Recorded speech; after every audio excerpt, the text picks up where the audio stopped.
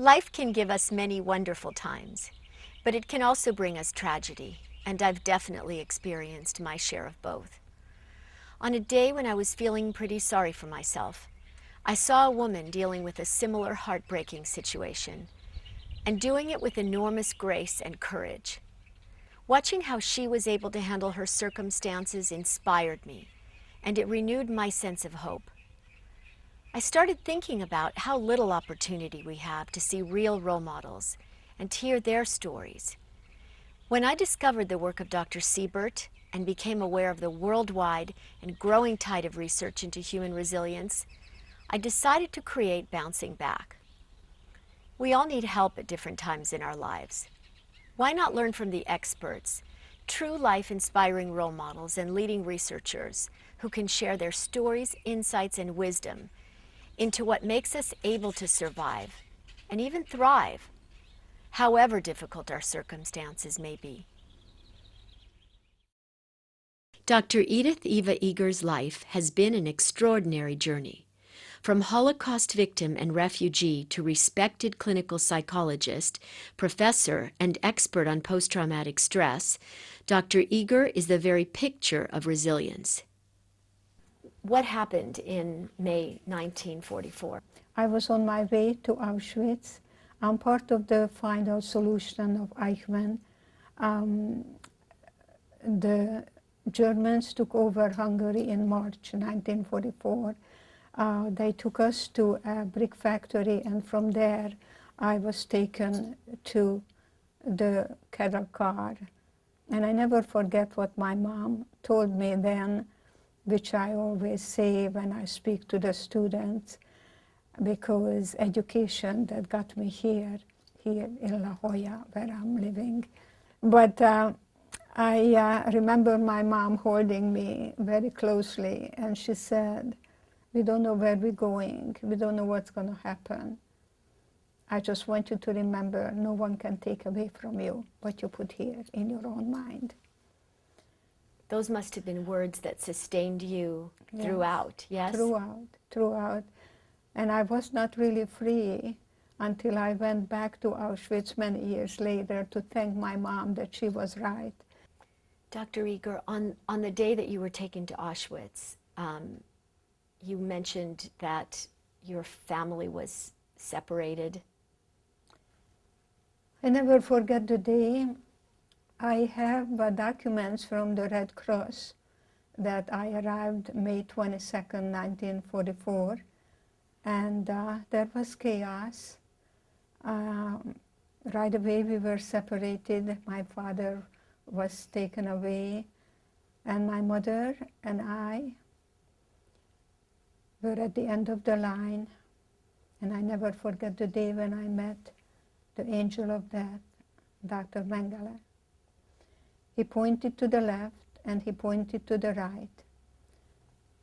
And I was holding on to my mom on one side, my sister Magda on the other side.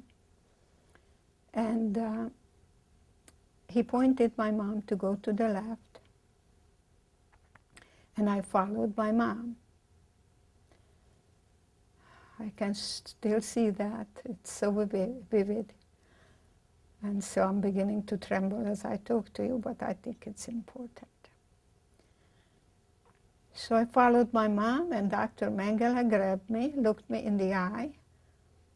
Never forget those eyes. And he said, I spoke German fluently those days. He said, "You're going to see your mother very soon. She's just going to take a shower." So he promptly threw me on the other side, which meant life. And so we ended up in a place called Birkenau, that was for women. The men were in Auschwitz. And so I saw an inmate, and I asked, when will I see my mother? And she pointed at the chimney. Fire was coming out of the chimney, and said, "You better talk about your mother in past tense. She's burning there." So the question is, even today, how can you find from within you when nothing really came from without?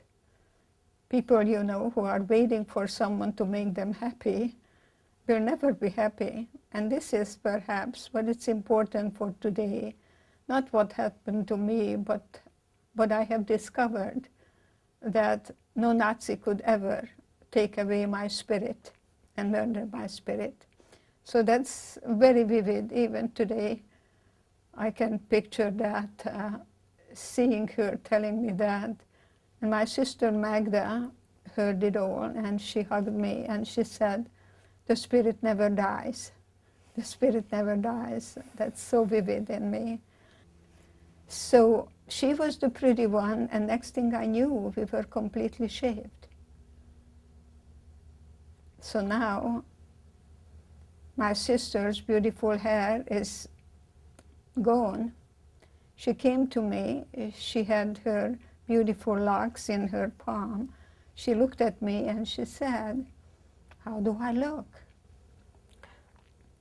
And I think these are the choices that we even have today, whether you point out someone what they don't have rather than what they do have, whether they point out what is right rather than what is wrong, whether we can really take the best. And that's what I did, and I didn't lie to her. I said to her, Magda, you have beautiful eyes. And you know, I didn't see your eyes so beautifully because your hair was covering it all up. And I think these are the lessons that I learned from my ballet master, how to find the power from within. And Auschwitz became an opportunity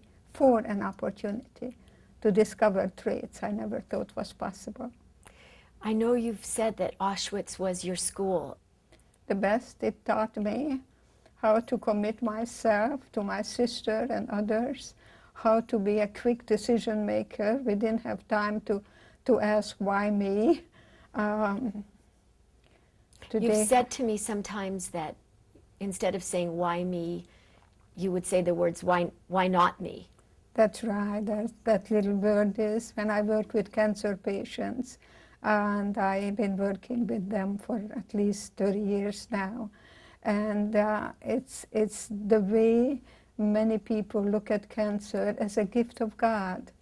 And they are given an opportunity to take really stock of their lives, to appreciate every moment. Because sometimes we don't appreciate, you know, what we have until we lose it. Your experience was harrowing there, and I know it continued. You were part of the infamous death march, and Magda was with you at that Yes. point. Yes. What was that like? Well, that was, you know, before I was liberated. I was taken out of Auschwitz before it was liberated, sometime early in December, I think. We never knew what month, what day, but I know that Christmas was already somewhere near the Czechoslovakian border.